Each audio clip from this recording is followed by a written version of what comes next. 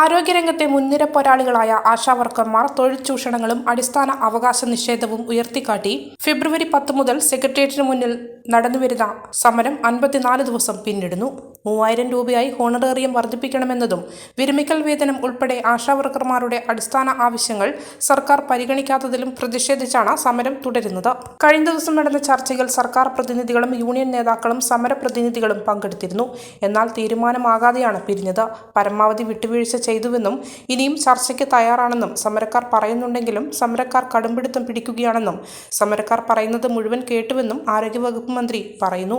സെക്രട്ടേറിയറ്റിന് മുന്നിൽ 54 ദിവസം നീണ്ടുനിന്ന സമരപ്പന്തലിലേക്ക് കേരളത്തിലെ വിവിധ മേഖലകളിൽ നിന്ന് ഐക്യദാർഢ്യം പ്രകടിപ്പിച്ച് വിവിധ സംഘടനകളും ആയിരക്കണക്കിന് പേർ ഓരോ ദിവസവും എത്തിച്ചേരുകയാണ്.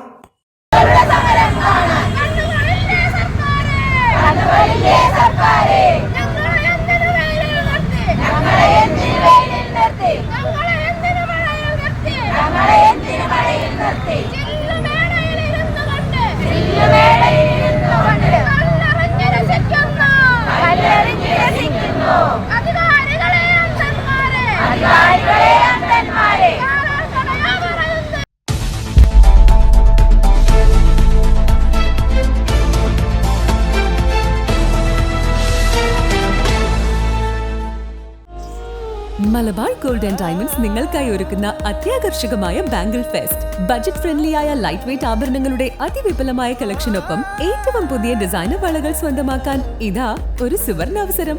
ഏപ്രിൽ 28 മുതൽ മെയ് 2 വരെ നിങ്ങളുടെ ഇരട്ടി ഷോറൂമിൽ. കൂടാതെ മനസ്സിനിണങ്ങിയ ട്രെൻഡി ഡിസൈൻ ആഭരണങ്ങൾ തിരഞ്ഞെടുക്കൂ. ഞങ്ങളുടെ ഏറ്റവും വലിയ കളക്ഷനിൽ നിന്നും ഏറ്റവും മിതമായ വിലയിൽ.